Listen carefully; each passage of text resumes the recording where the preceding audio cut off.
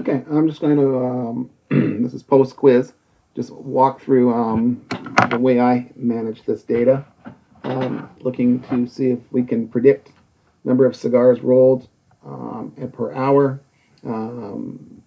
using the number of weeks of experience rolling. So, um, first thing I can look at is the scatter plot. So graphs, I usually use just the legacy dialog. So let's look at a simple scatter plot.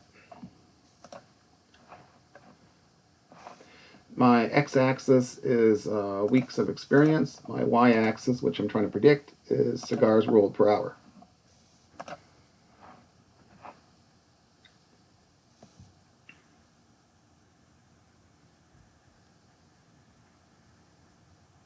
Okay. So what I can see here is that my data is essentially curvilinear. So um, a straight line, a linear regression line, is just not going to fit. But I can still run one anyway to see what it looks like.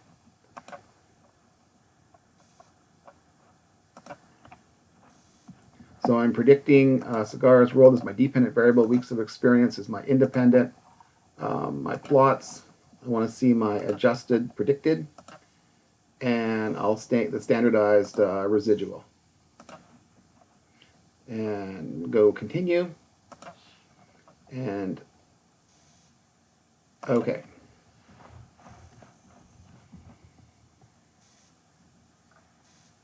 So yes, indeed, very strong predictor. Here's my regression equation. The slope is 0.06. The y-intercept is 7.196. That was question 1 from the quiz. And my scatter plot of my residuals looks really bad. So it's here's the 0. I can see how I have my y minus y hat is negative. I'm basically over predicting the actual value.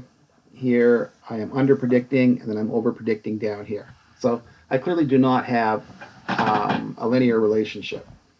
Now the next thing I want to look at, I'll look at it here, is my y variable, cigars rolled.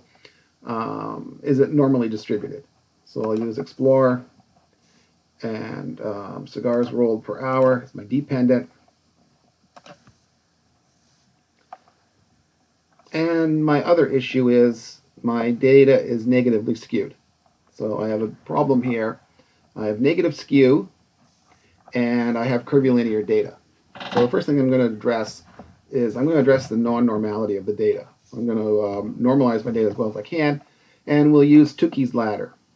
Okay, Tukey's ladder, here's your value. We're at a starting point for cigars rolled. You go down the ladder if it's a positive skew. Your transformations go up the ladder when it's a negative skew. So my best point is to start with squaring the values and then cubing the values to see which one produces the best fit in terms of normalizing the data. I will find that if I go too far, I'll actually start inverting it and creating positive skew this way. And if I had gone too far this way, well, I'm not going to get into it, but if I had a positive skew, if I go too far, I start generating a negative skew. So let's start by transforming cigars, and I'm going to call it cigars squared. And it's equal to cigars rolled per hour squared. Okay. And then let's analyze, let's look to see um, if it's still skewed.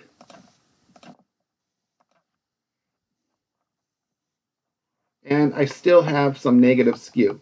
So my box and whisker plot, it's still, the whisker is fairly long on the for the negative skew here, and I still have outliers. And my measure here, 1.645, I want to get this closer to 0. So the next down the ladder is transform compute, and I'm going to compute cigars cubed.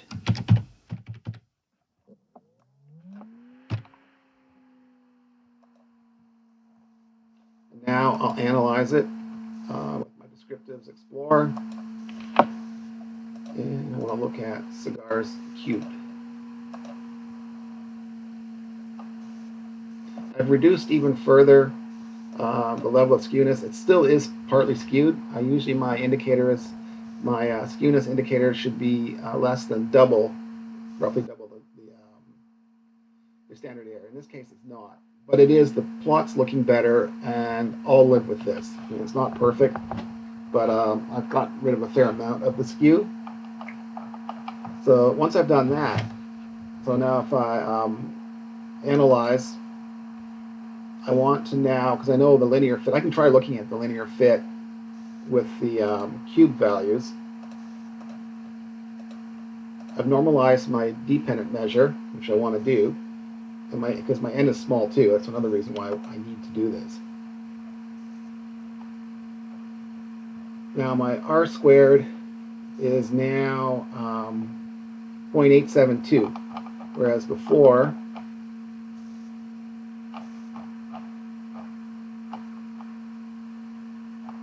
it was 0.811. So I've upped the r squared by using the cube values, but what I still have is I still have a significant degree of non-linearity in terms of my scatter plot of my standardized residuals, how far the y minus the y hat, which is y minus the predicted value, and my adjusted predicted value here. Okay, so I got a non-linear case here. R squared of 8.872. So what I want to do is I want to analyze and go ahead and complete my curve estimation.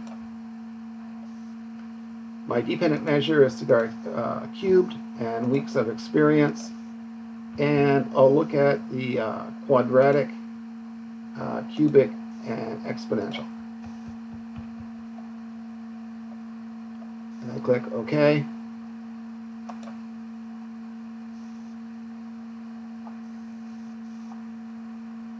Now I can see here, if I look at my r squared, it's linear r squared of 0.76.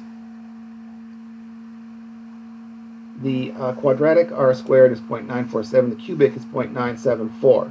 So technically the correct answer is, if I'm looking at it from the perspective of r squared, I'm pretty well predicting all of the variability. I'm almost at 100% here.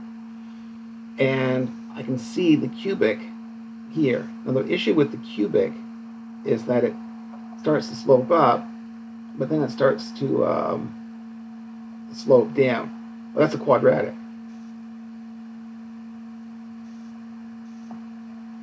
And I want the cubic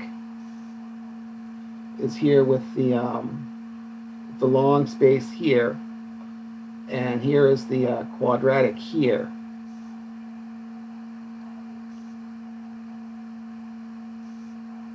That's the exponential. The exponential here.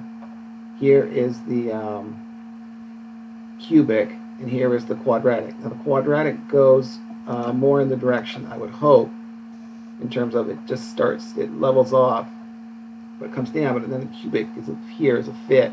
So I'm kind of like going between the quadratic and the cubic, but I would go with the cubic because it basically produces the best r squared. But sometimes conceptually it may not be one that makes sense, because I would prefer that it be kind of like exponential or quadratic and just level off.